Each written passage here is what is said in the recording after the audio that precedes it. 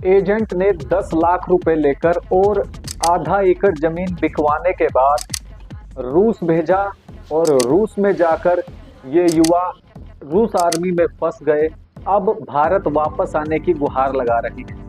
भाई ने लिखवाया स्कॉर्पियो पर रूस आर्मी और अब लगा रहा है भाई को वापस बुलाने की गुहार। एम्बेसी को भी कई बार ईमेल कर चुका है लेकिन कोई रिप्लाई नहीं मिल पाया है।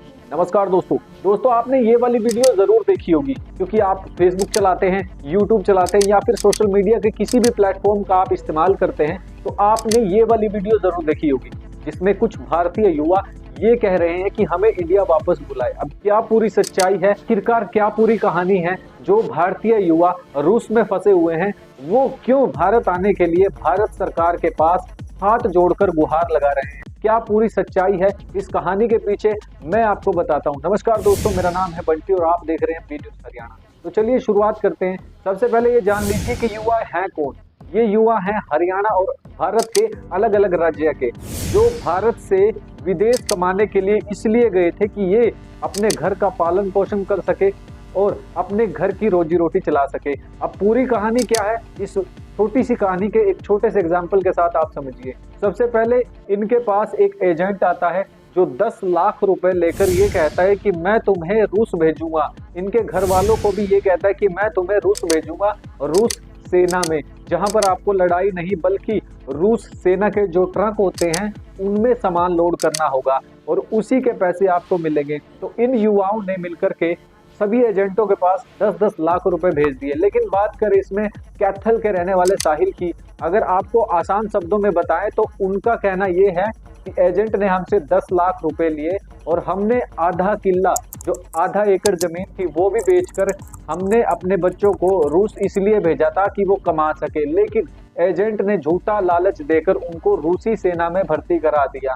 अब रूसी सेना में भर्ती होने के बाद रूसी सेना ने उनको कुछ दिन ट्रेनिंग पर रखा और ट्रेनिंग पर रखने के बाद फिर उनको स्टार्टिंग फ्रंट लाइन पर भेज दिया। अब फ्रंट लाइन पर भेज दिया तो वहां पर उनको जान का खतरा भी है। अभी इन युवाओं की क्या कंडीशन है, कई सोशल मीडिया प्लेटफॉर्म पर ये युवा ये बता रहे हैं कि हमें गोलियां लगी हैं। कई युवा ऐसे हैं जिनको अस्पताल में भर्ती कराया गया और रूस की फ्रंट लाइन जो यूक्रेन के साथ युद्ध छिड़ा हुआ है उनमें इन युवाओं को फ्रंट लाइन पर रखा गया है। तो अभी ये लगातार भारत सरकार से, हरियाणा सरकार से ये गुहार लगा रहे हैं कि हमें वापस बुला लिया जाए। अब बात करें कैथल के गांव के रहने वाले साहिल की, उनके गांव में एक भाई ने पहले भेजा रूस और उसके बाद फिर अपनी स्कॉर्पियो गाड़ी पर लिखवाया रूस आर्मी। तो अब रूस आर्मी लिखवाने के बाद वही भाई गुहार लगा रहा है कि मेरे भाई को, इन भाइयों को वापस बुला लिया जाए। कई बार एम्बेसी पर भी ये ईमेल कर चुके हैं कि इनको वापस भारत बुलाया जाए।